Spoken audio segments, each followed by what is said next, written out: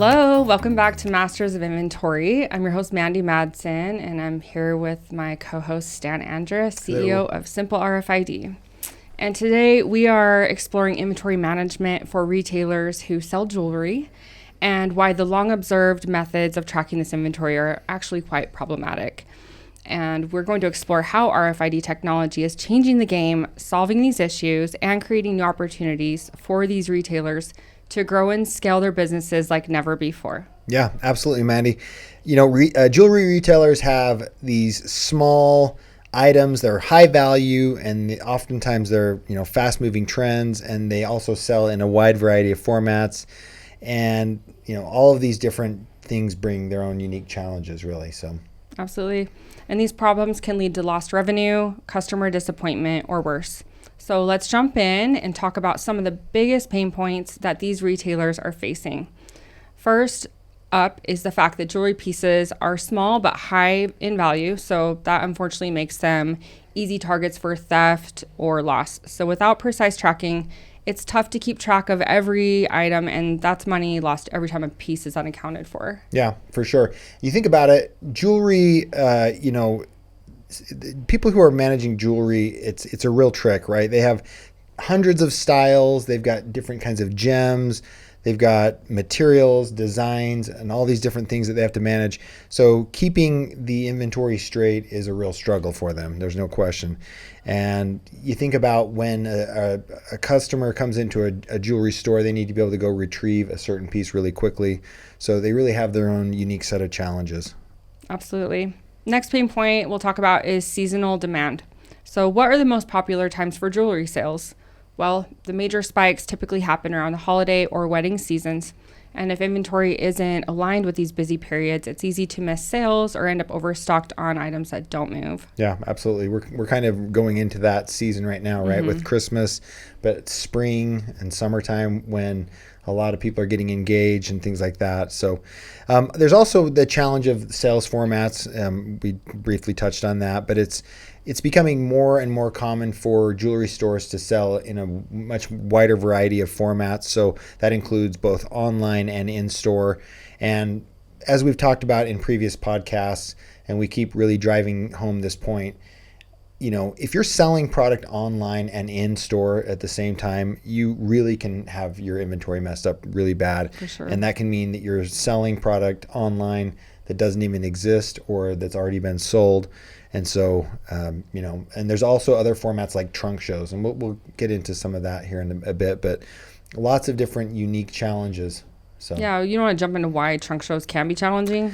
Right. So trunk shows, as many of you know, it's like a format where you're taking your product on the road. It can be trade shows, it can be jewelry shows, and you're going and you're taking a set of your inventory and taking it from location to location, maybe for a week, maybe for a couple weeks, or maybe just for a day, setting up a display, selling inventory there, and then tearing it back down and moving on. So trying to keep track of every single one of these little items becomes a real challenge. For sure. And it's one thing if you're the owner managing the trunk show, but what if it's one of your staff or like employees and you have to trust them with like this expensive batch of your inventory going in?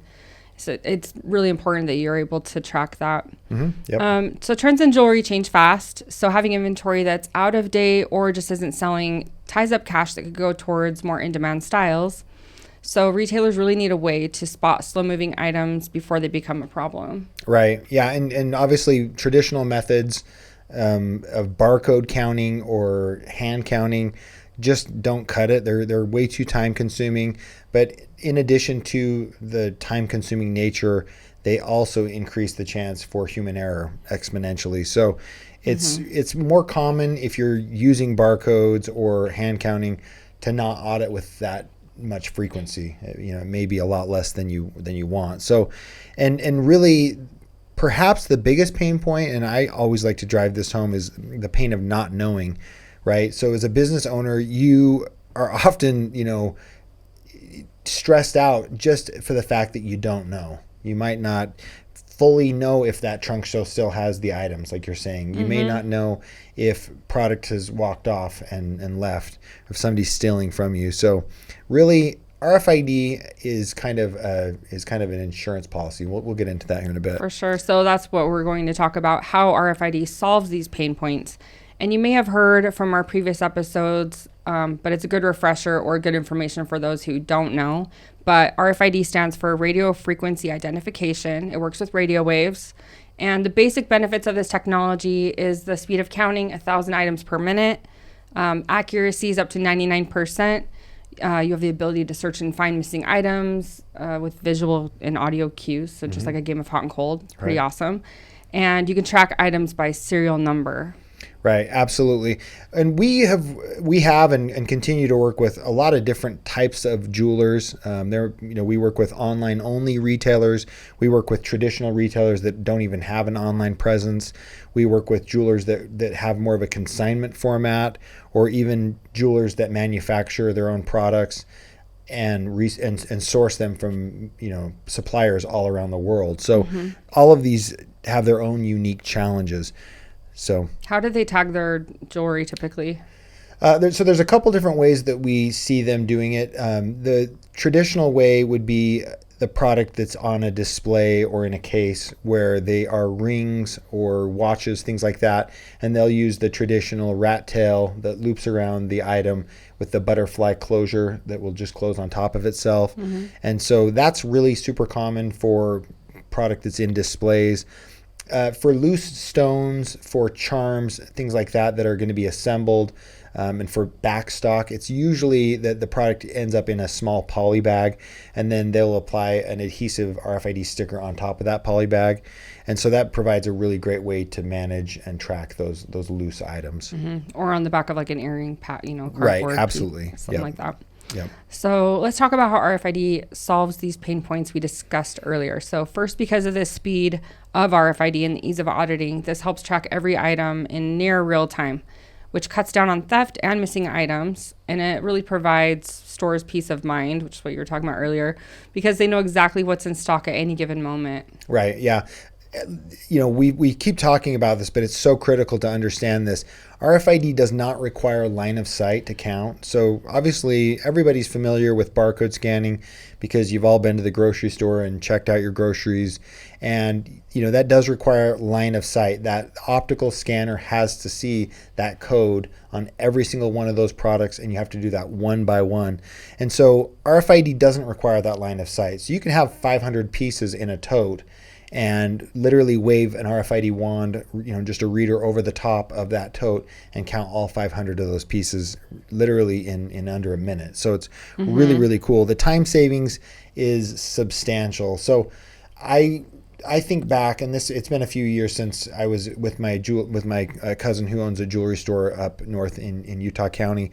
But, every single time that they close down their store, I think they would take them a couple hours at the end of the day. Yeah, every night they would go and they would pull the displays out and they would count meticulously one by one to make sure all of the pieces were present. And you think about the time commitment, and then how accurate is that, right? You've got staff that you may or may not trust, but even if you trust them and you're willing to go that route, you're still paying for an extra hour or two or whatever that takes every single day, just to make sure that you have everything present. So, yeah, what a nightmare. Right. So RFID also helps with seasonality because you're tracking what's selling, and it can help retailers predict demand and adjust inventory so they're ready for peak seasons without being stuck with unsold stock afterward. And this really transforms ordering because you're shifting inventory replenishment from a push model where you're pushing based on forecast of last year's sales to a pull model driven by actual store needs. Right. And you think about the challenge that a push model brings. Push models are based on previous year's forecasts of both quantities and styles. Well, as we've mentioned before, seasonality and styles change, where you'll have less demand for a certain item and or something will kind of become obsolete, And so if you're making all of your inventory replenishment decisions based off of that push model where you're saying this is what they need, this is what they need, and this was based on the last couple of years, you might be accurate, but you may be way off. And so transforming that into a pull model where you're actually basing it on exactly what they have and then replenishing based on that becomes a lot more accurate. And you don't end up with bloated inventories, unfortunately. If you're doing the push model, you can end up with massive bloated inventories because last year they needed that many, and so that's what they're getting. It really shows the value of having accurate counts. Right. Absolutely. Yep. It's more than just like, the RFID is more than an accounting tool. Right. We have a customer, and we've said this in other episodes, but he said he's going to save $10,000 to $20,000 this year alone because he's not going to be ordering a size pant that he knows now that he has way too many of. Right. Exactly. And that's really a perfect example of this, push versus pull model for forecasting. So, and then on the multi-channel inventory, front, you've got inventory essentially updated in near real time. And in some cases, if you've got, RFID readers, over your doors or in your store, you could have real-time inventory controls. But the point is that you're able to track that day by day to identify if things are being sold online, for example, you can immediately have that change reflected. And so you really reduce the risk of overselling substantially. Many of you are familiar with terms like BOPUS, which is buy online, pick up in store. And nowadays, the world has really, there's a lot more ways to fulfill items and accommodate different buyer preferences. And, really the shopper wins. And so stores have to be a lot more flexible and have to have the ability to fulfill in a much more dynamic format. Well, without really tight inventory controls, formats like BOPUS just don't work, because if you sell it online and you don't have it when the customer shows up to pick it up, you're probably not going to end up with a very happy person showing up there to pick up what they've already paid for and what they say is ready for pickup. For sure. So. Okay, so why don't we ask some frequently asked questions about the unexpected benefits of RFID. So how does RFID improve loss prevention? Yeah, well, we've talked a little bit about how, with traditional methods, inventory audits just don't happen with that great, degree of frequency. So if something goes missing, you have such a wide window to determine when it went missing, who was around when it went missing. And so you really don't know. You're starting, you're guessing. Whereas if you have RFID, that's a day-by-day visibility to those items. And so you can identify who was working that day. You can look at cameras. You can really drill down and identify, a lot. You can really identify where and when it went missing. Because you know what's missing from day to day. Right. Like it was here yesterday. I see a verified date and time it was here, and now it's not here. So was it tied to a sale, or did somebody just fulfill it wrong or something? Yeah, totally. So. Okay, so how does it help with supply chain visibility, such as product at a supplier or manufacturer level? Yeah, and this is really huge, actually. So one of our really great customers it's a jewelry company. They're worldwide, and they have operations all over the world in India and Hong Kong and all over the place, where they're building their products, manufacturing their products, and then shipping them over to their different fulfillment centers. Well, that RFID really excels there because it gives them visibility to not only what's on site at their manufacturers, but they're able to verify that they received it complete when it lands. By serial number. By serial number, right. So it really tightens the controls and makes that exchange of product between the supplier and the warehouse. And just to clarify, these suppliers are actually printing the stickers there.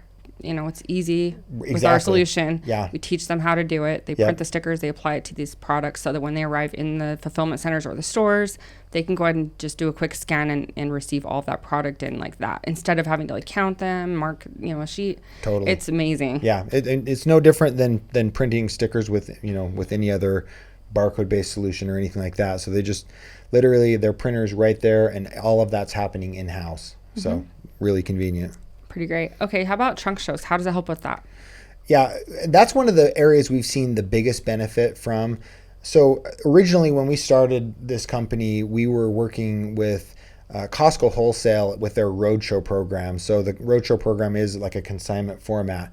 And the challenge is that when you have product that has not yet been paid for and is off at some third-party location, you really want to know what's there, and day by day, even sometimes minute by minute. So there's a huge value add with the consignee market, and so yeah, huge.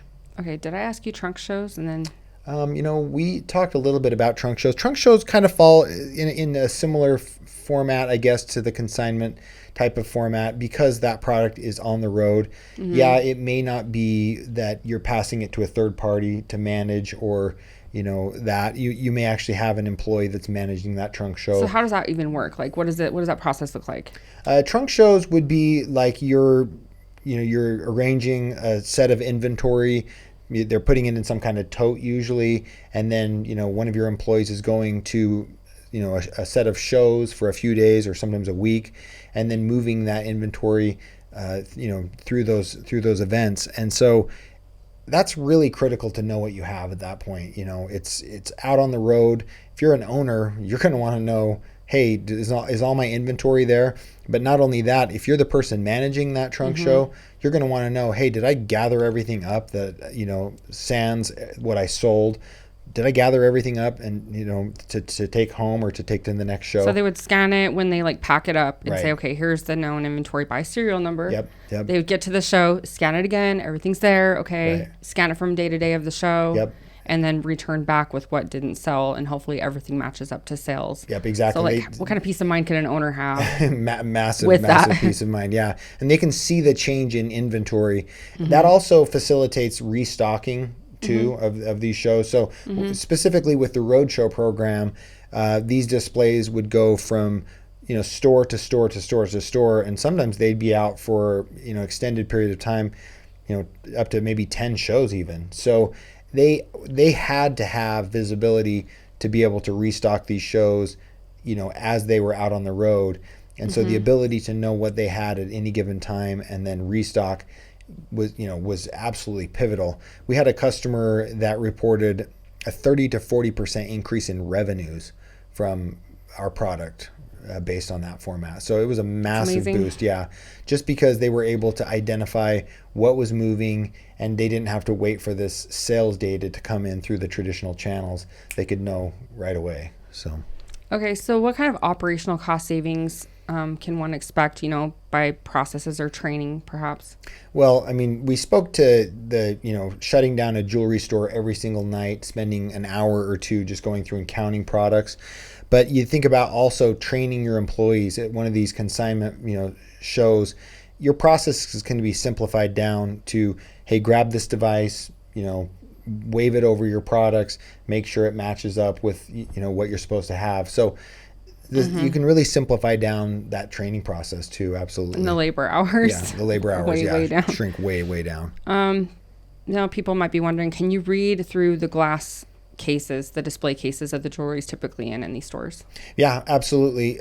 Even these small, tiny little jewelry labels, with the rat tail and butterfly enclosure, have, I think, up to about 11-foot read range on them. So yeah, absolutely.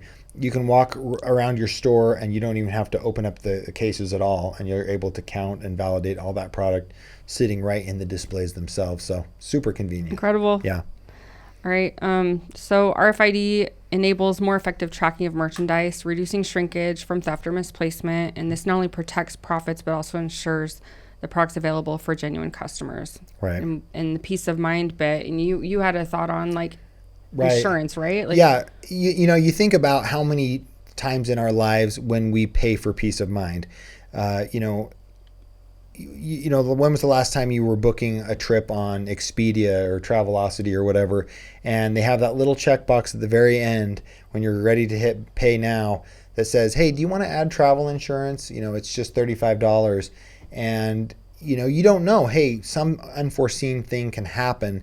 And by paying that extra $35, you're going to be able to cancel if it comes down to it and still get your money back. Well, RFID is really kind of an insurance policy for your inventory, for your assets, because you're able to track them with that granular level of detail. So in a way, I see it as an insurance policy for your products, for your inventory, for your business, really. And that's really, if you're a company and you sell products, then your investment is your products. Absolutely. So, well, RFID has really become a transformative tool for jewelry retailers, addressing some of the biggest pain points. And with jewelry stores being such a high stakes business, having this technology can give them not only peace of mind, but a real competitive edge. Absolutely. Absolutely.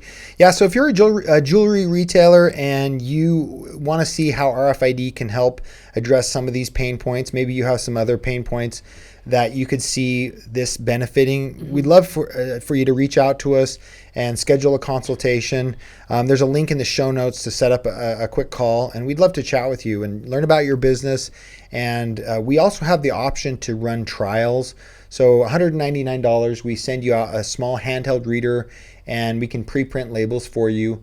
And that way you can actually tag and test this technology with your own products in your own environment. So that really can add a level of confidence, because you might be listening to us going, hey, this sounds almost too good to be true. Well, we can Pepsi challenge this out. It's like magic. It's pretty awesome. Exactly. Well, thanks for tuning into Masters of Inventory. Make sure to subscribe for more episodes on inventory management that can make a real difference in your business. And remember, friends don't let friends count inventory manually. Don't do that to one another. Don't. Tell your friends. Tell your friends, yeah. Okay. See you next time. Yeah, Thank thanks you. a lot. Okay, see ya.